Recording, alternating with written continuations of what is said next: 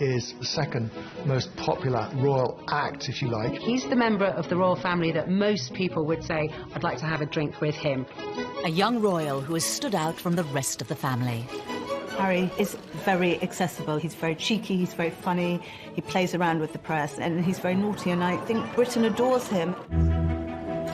But behind the smiles, Prince Harry has had to face unique difficulties. From his parents' very public marriage breakdown. Harry was very often devastated by what was so public. To losing his mother. He said that no child should ever be made to do what he did. And struggling to find a role for himself. On the right! Quick! March! Tonight, royal experts and insiders lift the lid on Prince Harry's inner turmoil. If you look back over his life, you can see moments where his troubling side has come to the fore. And we reveal how problems of his past led him to his present path. Harry blames the media for the death of his mother. He was determined that they wouldn't do for Meghan what they did for Diana. Living a life of privilege, are some of Harry's issues first world problems? Or has he been expected to suffer in silence in an institution famous for keeping a stiff upper lip? I think he's very warm, I think he's very fun-loving, but I think he's also quite troubled and open about that. He is quite conflicted when it comes to balancing his private and public life, and really always has been. He said he wants to be ordinary. He can't be ordinary. He is a member of the royal family.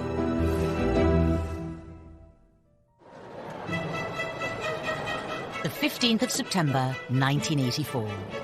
The nation was at fever pitch for the birth of Prince Charles and Princess Diana's second child. Britain loves birth for a royal baby. Charles and Diana were hugely popular, and everybody wanted to see whether they were going to have a little girl or a little boy. Crowds were gathering outside the hospital, outside the gates of Buckingham Palace, and they wanted to see who was going to be on the tea towel. The guy was christened in this. Looks remarkably well, despite it. From the beginning, the spotlight was on the young Prince Harry. For Diana to have another child in fairly swift succession was, of course, joyous. And then when the child grew up and had ginger hair, and I think even from an early age has been quite cheeky with photographers and seemed to be quite contrasted to William in his temperament, there was, of course, excitement about him. When it comes to dealing with the press, Prince Harry has a style all of his own. Harry sticking his tongue out at one of the sort of stuffed shirt automatons. Here's a royal who seems to have a lot of personality, even as a little child. Some labelled it as cheeky, some as rude. Most people thought it was delightful. It was quite endearing when he was a young boy, really came to colour the way his views of the press were shaped. Harry's role in the royal family wasn't just a brother for William and another son for Charles and Diana. On paper, Prince Harry's start in life was incredibly privileged, incredibly lucky, but actually in reality, being born as the younger brother of the future King of England is a very difficult position to be born into. Of course, they're known rather unkindly as the spare. I think being the spare to the heir is a role that inherently has problems attached with it. You know, if you look at the heir, if you look at Prince William, his role has always been defined. What he's going to do has always been clearly outlined. Harry, like spares historically in the royal family, has had to find a role for himself. To some, Prince Harry grew up in the shadow of a brother destined for the throne. He was always less than his brother. The late Queen Mother used to invite Prince William over for tea and talk to him about his future and not invite Prince Harry. The Queen Mother always made sure that Prince William was seated in a prominent seat next to her, and Harry never was. Diana would take the two boys to Highgrove in Gloucestershire. And on this particular occasion, Diana was driving, I was sat in the front, William and Harry in the back. You know, they clearly got off to a bad start because they were both arguing before we even left. Harry out of nowhere just said, William, you know, one day you'll be king, I won't, it doesn't matter, therefore I can do what I like. You can take that comment two ways. It can indicate envy, if you like, that William's got this great future as king, but also there's an element of, I'm free, I'm going to be able to choose my own role in life. While the young princes may have been aware of their unequal positions, Their parents were determined to raise them the same way. Diana was very conscious that she wanted the palace to treat the boys equally and to give Harry as many opportunities that were afforded to William. You know, Diana was very fair about how she treated them. There were no favourites, as I saw it. Prince Charles shared Diana's concerns about making sure the boys shared things in their early years, but certainly other more senior members of the family privately would say, well, this is nonsense. I mean, William is the future. All our efforts must go into educating William. It was William who the Queen would invite for lessons in kingship, if you like, when he was at Eton and she was at Windsor Castle. But while Charles and Diana tried hard to keep their sons happy, their own relationship faltered and ultimately failed. It is announced from Buckingham Palace that with many problems that many people in the West have all the time in growing up in a broken home, but his broken home was exposed on a most extraordinary scale. The entire planet tuned in to learn every detail about the Charles and Diana separation and divorce, and inevitably the focus on Harry and William followed. Harry was very often devastated by what was so public. He couldn't understand why his mother would wish to be so public with so much of her life. Harry was always the baby of the family, and whether it was at school or whether at home, every effort was made to shield him from the newspaper headlines and protect him from his parents, who really, by that stage, were in a pretty bad way. The War of the Waleses saw Charles and Diana's separation and divorce play out on the front pages and to TV audiences of millions. For the children to hear both parents to come on television at separate times, to admit to having affairs and to admit to how unhappy they both were when these kids were at boarding school, can you imagine how cringe-making it must have been for them? Highly embarrassing. And I don't think that makes them secure. In later years, Harry would admit his parents' divorce left him feeling like he didn't spend enough time with either of them. I think Harry found it quite difficult kind of being shared between parents and spending some time at Kensington Palace with Princess Diana and then going to Clarence House and then to Highgrove, his father's property in Gloucestershire. In this sense that he didn't really have a permanent home was difficult for him. The divorce was finalised in 1996. A year later came a far bigger blow for the royals, and especially for Harry, at the age of just 12. We have reports from Paris that Diana, Princess of Wales, has been killed in a car accident.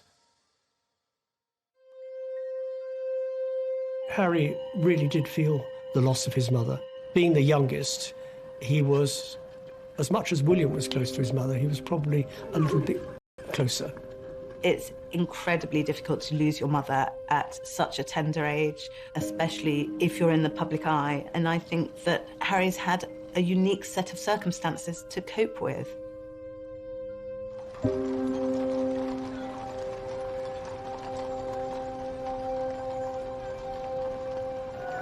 Less than a week after Diana died, her funeral was watched around the world by around 2.5 billion people. I don't think anyone will ever forget the sight of Harry walking behind his mother's coffin, so small, so young, so grief-stricken. But this is part of being royal. This is their duty. I may not necessarily agree with it, but this is what it was, and that must have been very difficult. On a public sleeve. And they were incredibly brave in the way they presented themselves. All around them, people were caterwauling, weeping, wailing, and anybody hearing that would break down. But no, they didn't. Which was actually very selfish of most people, because somewhere in amongst all that national outpouring of grief, the private grief of the boys got lost. Ever since Diana's death, Harry has been in no doubt about who he blames for the tragedy. I think it was inevitable that Harry blamed the press for the death of his mother. In fact, it was much more grey. There were a lot of photographers outside the Ritz Hotel, but both Diana and Dodi chose to go out that evening. Being part of this family and this role and this job, every single time I see a camera, every single time I hear a click, every single time I see a flash, it takes me straight back. So in that respect, it's the worst reminder of her life as opposed to the best. For 2 decades, Harry said very little about losing his mother. But in recent years, He has lifted the lid on the emotional turmoil he's been experiencing.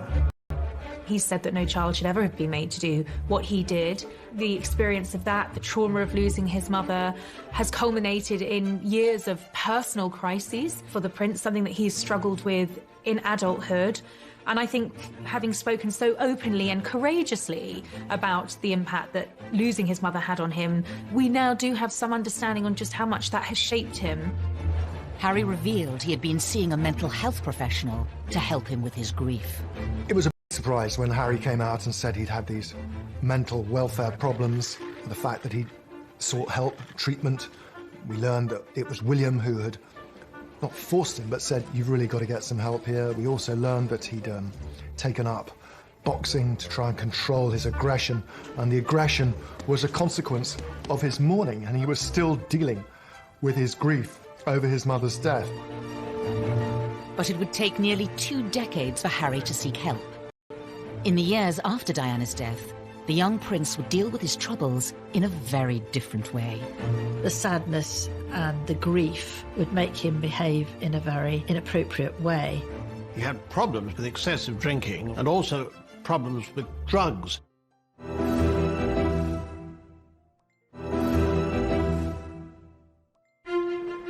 By the early 2000s, Prince Harry was privately mourning the loss of his mother. Prince Harry told me that for years he buried his head in the sand, and he thought, if I don't think about her, I won't get upset. And he did this. He was gaining a reputation. The party prince, the playboy prince, the hard-drinking prince. The first time I ever met Prince Harry, he was at a nightclub. It was the year of his A-levels. He was meant to be at home revising, and he was at the Kensington Roof Gardens, knocking back vodka shots, smoking Marlboro Lights, surrounded by a group of gorgeous blondes. That was Prince Harry. Harry's wilder side had emerged even before reaching his A-levels. A newspaper had been passed details about Harry drinking, being involved in lock-ins in local pubs, and smoking cannabis on occasions too. You can really understand how a lonely, privileged, unhappy prince would end up drinking and smoking and taking cannabis to fill those hours and to hang out with people who he thought really liked or even loved him. 16-year-old Harry was made to visit a drug rehabilitation clinic by Prince Charles to educate him on what could happen if he didn't change his ways. But just a few years later, it wasn't country pubs Harry was visiting. There had been a series of photographs of Prince Harry falling out of nightclubs late at night with various girls and all the rest of it. He was clearly in party mode. In 2004, Harry had an altercation with a photographer while leaving a West End nightclub. There are two sides to that story. On one hand, the photographer saying that Harry lunged at him, possibly after a few beers, and the palace saying that the photographer had knocked him with his camera. Was this kind of behaviour just part of growing up? Or did his troubles run deeper? Harry's naughtiness was sometimes just boyish, but other times was really a symptom of his deep grief. It was outlets for his despair, I think. Everything he did was always going to be examined with microscopic detail. He couldn't, in other words, get away with the kind of things that many of his teenage friends could. It was obviously also storing up that sense of resentment that Harry came to have against the media. No one's making judgments, you're just being reported. And actually, some of this has helped to fuel your popularity. People love a royal rebel at the end of the day. Regardless of public opinion, Harry has been open about his feelings towards the media. He admitted to reading coverage about himself when he turned 21. They upset me and I still read them. Why, I do not know, but I have to read them just for peace of mind, just to know what they've written. And to see who wrote it and see who took the photographs, you know, write that down for later. But there was one newspaper report about Harry's behaviour that upset many others. In 2005, while attending a costume party, Harry wore a swastika armband. That was an episode that happened when he was fully protected by the royal machine, and yet it still happened. You know, it was a grave error of judgment, and one wonders why there wasn't someone looking out for him and telling him, actually, sir. Quite unfair at the time, and I still think it was quite unfair. It was clearly not a political statement. It was clearly a stupid teenager doing a very stupid thing, thinking it was funny. Harry apologised for it. He said it was something that he regretted. It happened on the eve of him joining Sandhurst. The Royal Military Academy, Sandhurst. In May 2005, Harry spent nearly a year here, training to be an officer cadet in the army. Something he'd wanted for a long time.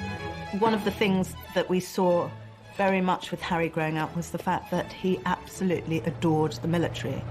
I remember him as a 5-year-old strutting up and down the road at Kensington Palace in army fatigues. Harry excelled in his training and was commissioned as an army officer in April 2006. I think Harry found purpose in the army. I think he found safety in the army, ironically, because of course it wasn't safe, but I think he found emotional safety in the army. The army allowed Harry to feel normal. That's what he wanted. It's completely normal. It's as normal as it's going to get. I'm one of the guys. I don't get treated any differently. Even though Harry felt normal in the army, the rest of the world couldn't forget he was a royal. And that brought problems. When he was told he couldn't serve on the front line, he was absolutely furious and wanted to be treated like any other soldier.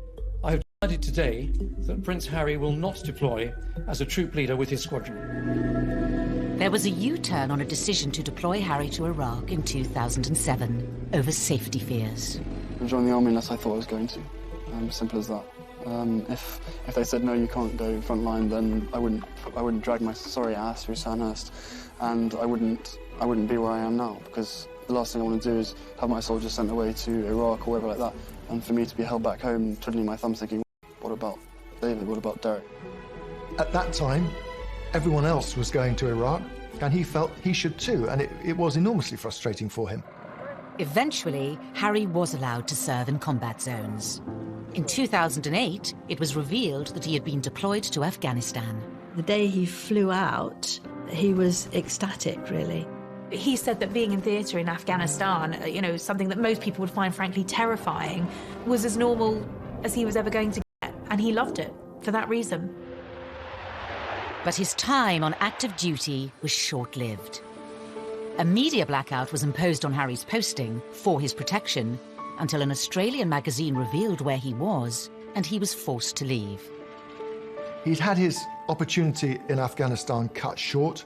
He could see which way the wind was blowing. It was unlikely he'd get another opportunity unless he could do something different. So he put himself through some really tough, and this allowed him to have a second bite at the cherry and to go back out there.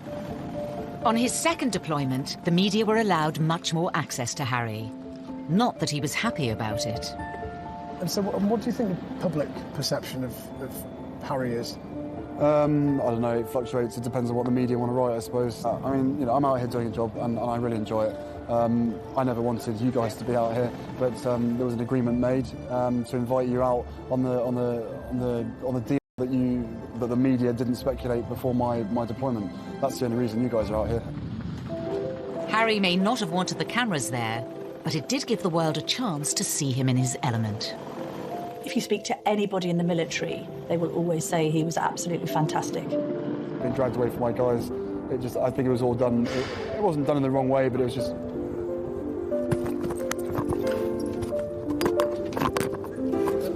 This was Harry doing what he did extremely well, but also doing what he was always keen on doing. In January 2013, Harry returned to the UK after a successful deployment, but there were questions over what was next for him. Because of who he was, it was no longer possible for him to pursue that career. And then what happens? He's left really without a job, without a purpose. He was doing something he felt comfortable with. The army, and anybody who has made a career in the army will tell you military is family, and he felt at home. There was camaraderie. And by the time he got out, he was a little bit lost because he really didn't know what to do, and that winds back to the spare. There is no defined role for that spare. Because he certainly wouldn't contemplate an army desk job. He's not the type of person who would fit in to that, and therefore there was a huge question mark, what would he do next?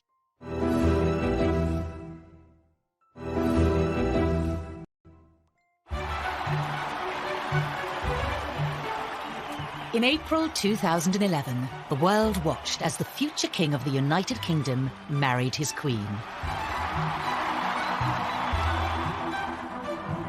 Best man Prince Harry was by his brother's side as William officially settled down.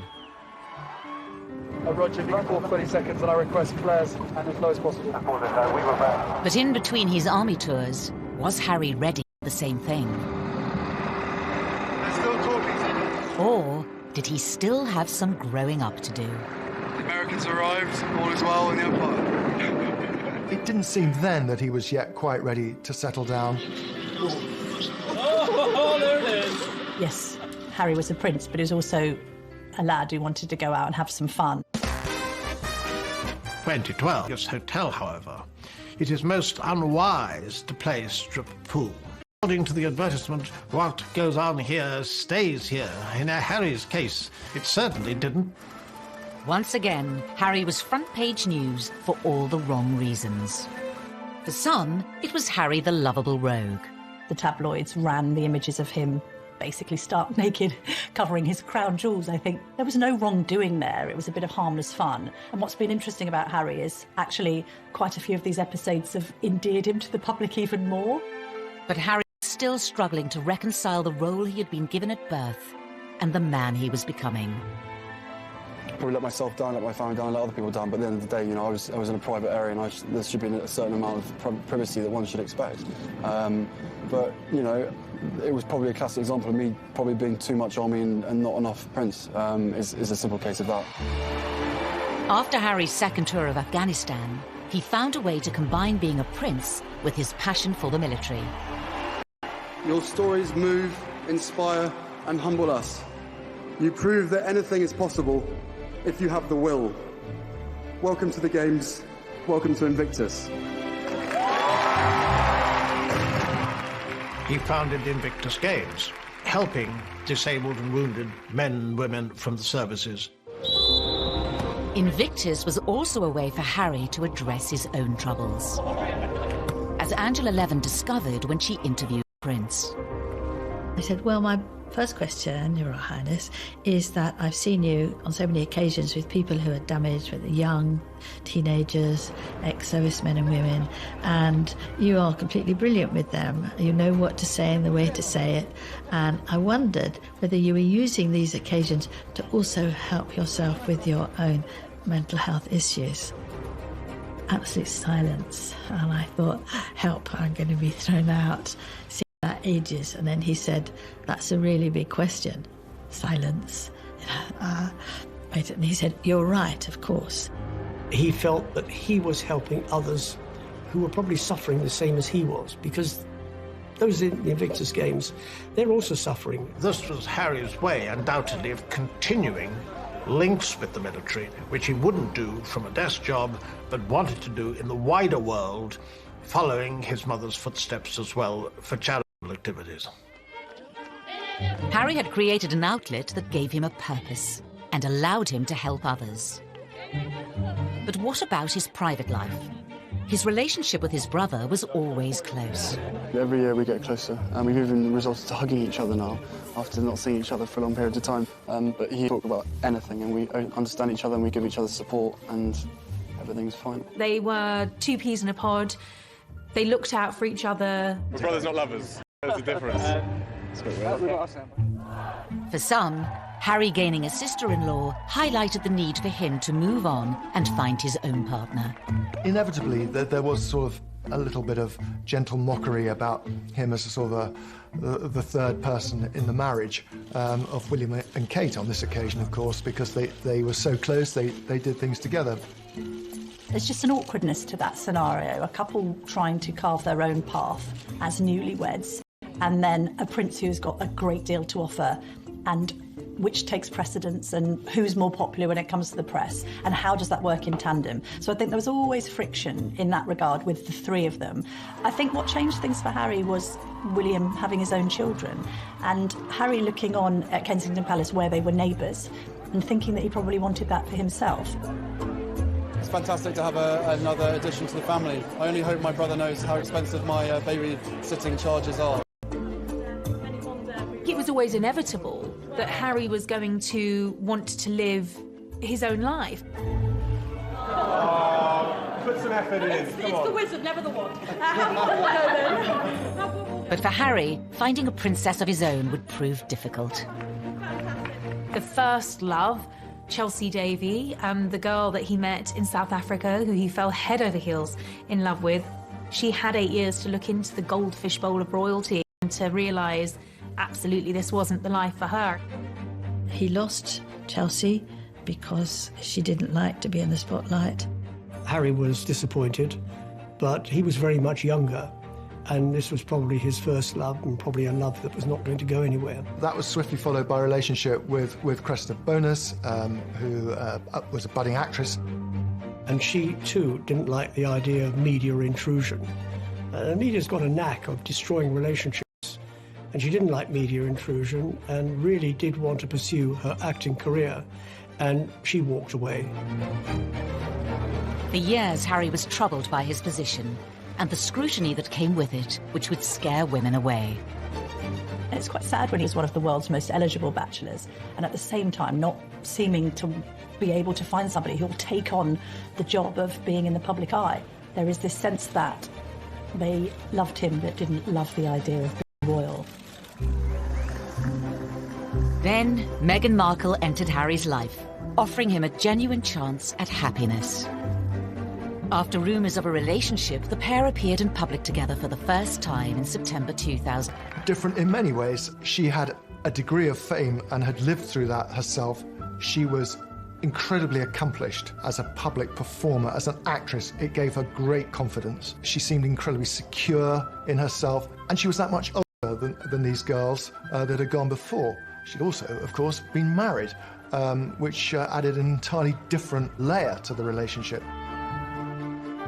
Good grief, you know, Prince Harry is punching above his weight here. There's this amazingly glamorous American actress. When I walked into that room and saw her, and there she was sitting there, I was like, OK, well, I'm going to have to up my game. It was almost as if she was a ready-made royal, and therefore a perfect fit for him. In this strong, striking, confident woman, there was actually someone who was very capable of handling the pressure and the scrutiny of being in the public eye. That was something that neither of his two girlfriends had been willing to take on. But the scrutiny would soon affect Prince Harry and his new girlfriend. He issued an unprecedented statement saying, Meghan Markle has been subject to a wave of abuse and harassment. I did not have any understanding of just what it would be like. I don't think either of us did that. We both said that, even though we knew that it would be. You know, I tried to warn you as much as possible, but I think both of us were totally surprised by the reaction after the first 5-6 months when we had to ourselves. You could see that the old thorny issue of Harry's relationship with the press was raising its head again. Quite a lot of the press was very, very charged about her background, headlines like straight out of Compton and all of this kind of thing. There was quite an unpleasant tinge to it. There has been some very negative publicity given, and some of it marginally racist, which is unacceptable. Not everything that was troubling Prince Harry was in print or written by journalists. Horrible, horrible stuff on social media, and I'm sure they weren't scrolling through it all the time, but you will see the stuff. You know, they're modern young royals. Of course they're going to be on social media. This time, though, the relationship survived. Harry asked Meghan to marry him. What we're doing, just roasting chicken and having Trying to roast chicken. Trying to roast a chicken, and it just an amazing surprise. It was so sweet and natural and very romantic. He got on one knee. Having watched Harry grow up, the public saw this as the moment to put his past behind him. They wanted Harry to be happy. They adored Harry, and they wanted him to be content and find the right person. Well, I think that the country were overwhelmed with happiness for Harry. Heartbreaking confessions about how upset he'd been and how he'd struggled with demons for years, coming to terms with the grief of the loss of his mother. And then he should find this remarkable young woman who had such a different background from him, whom he was so clearly in love with. But was this the beginning of a fairy tale, or the start of another difficult chapter for the already troubled prince? Things were said and done in the run-up to the wedding that both sides regret, but had caused irreparable damage.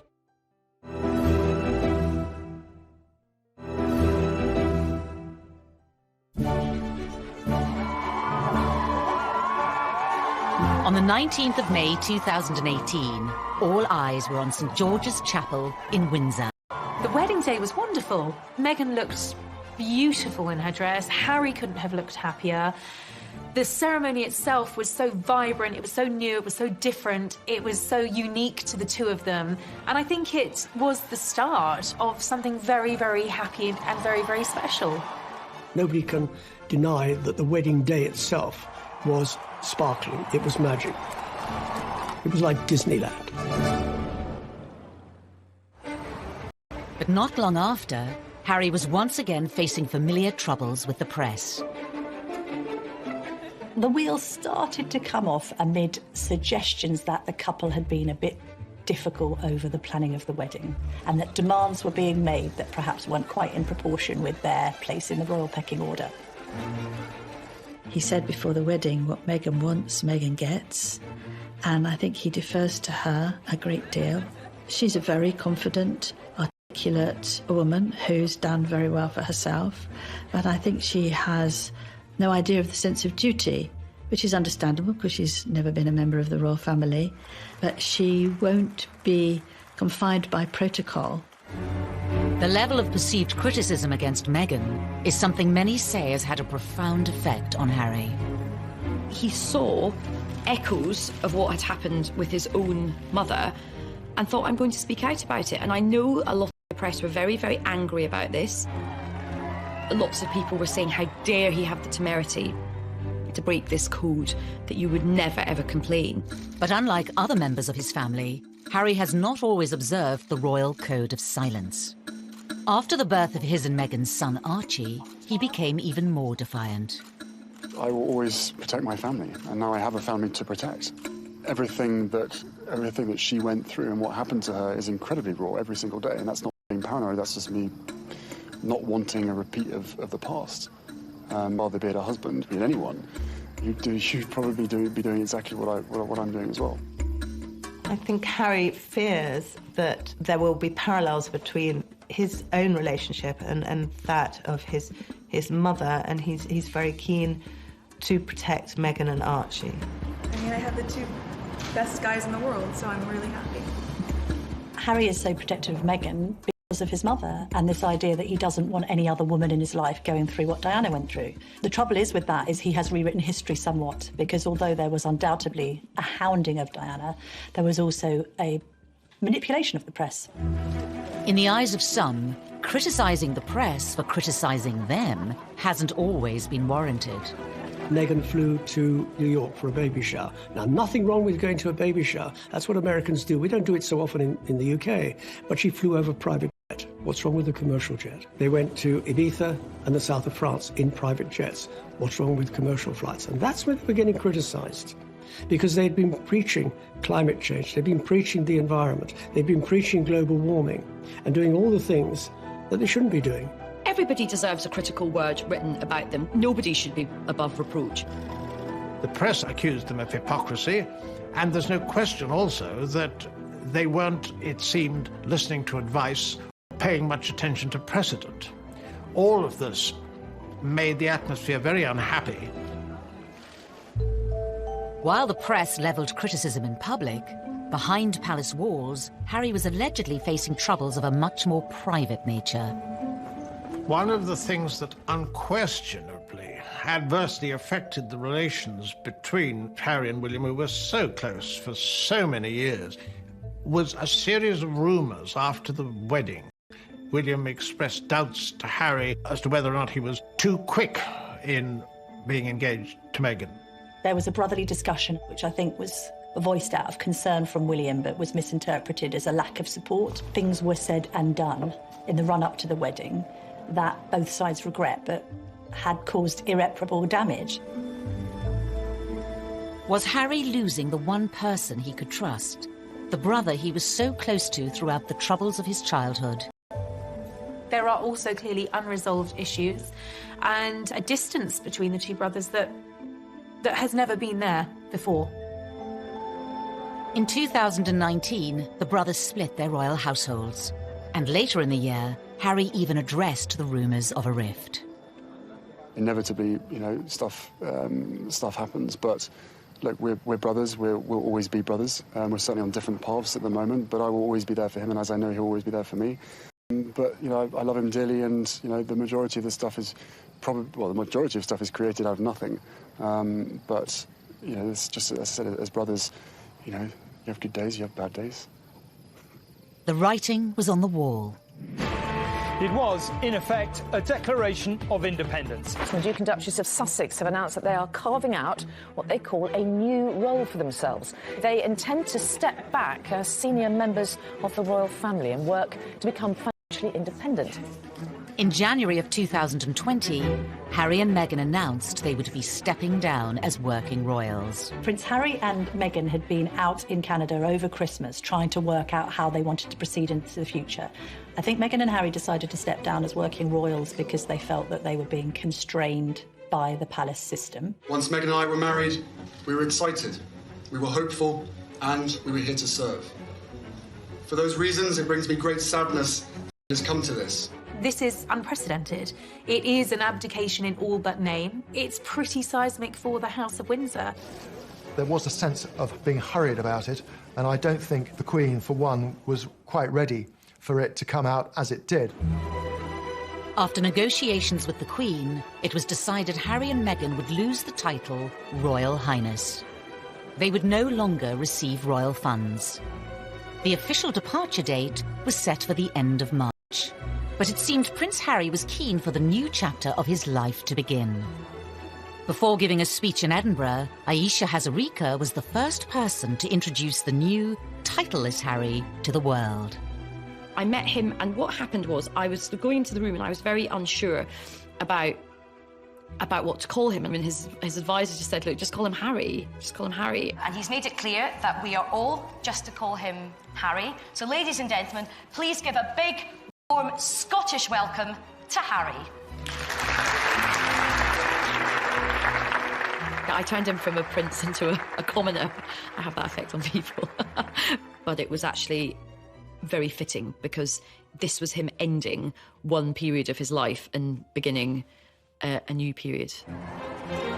Harry and Meghan's final royal engagement was in early March, and for some it seemed the prince's troubles were still on display.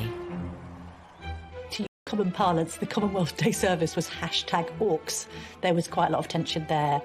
There was some interesting body language with both of the brothers studiously examining their programmes and not really talking at all. Meanwhile, Meghan's there with a megawatt smile, trying to make the best of things. The lack of warmth between them was, well, yeah, I mean, from having seen them so close for so many years, it was quite startling. The couple of Harry's troubles remains unclear. We will see whether or not it brings the contentment and the peace that they're seeking. He knows in his heart what he wants to be. He said he wants to be ordinary to me. He can't be ordinary. He is a member of the royal family. Wherever he goes, he will be known as a member of the royal family. It's still unclear how the couple's new life, away from palaces and courtiers, will pan out. The Queen has made it very clear that she would always welcome him back, and the arrangements where they have to drop titles and not receive the sovereign grant and all these restrictions are only for a year, and after that it's going to be looked at again. So they're really under the watchful eye of the royal family for the first year, which they probably don't like at all. The future for Harry and Meghan poses many questions. Will they be free to speak their mind? Recently, Harry was caught off guard by Russian comedians in a prank phone call in which he spoke candidly, unaware it was a hoax. I don't mind saying this to you guys. I think the mere fact that Donald Trump is pushing the coal industry so big in America, he has blood on his hands, because the effect that has on the climate and on the island nations far, far away, again, out of sight, out of mind. I think he's definitely going to be off the leash. I mean, I don't get the impression he's going to be sort of gratuitously, confessing all, but there will come a point where I think the lid will get lifted on this whole saga. Despite his popularity with the British public, Harry has long been a troubled prince. Will his dramatic break from the royal family finally allow him the freedom to start a new life and leave his troubles behind? Maybe it'll work for them. Maybe he'll be a much more relaxed and a happier man. They will be missed in the UK. And I just hope they find themselves and they are equally as successful as they have been. There is a great sense of loss, that this is Britain's loss, this is the royal family's loss at the end of the day, and it's North America's gain.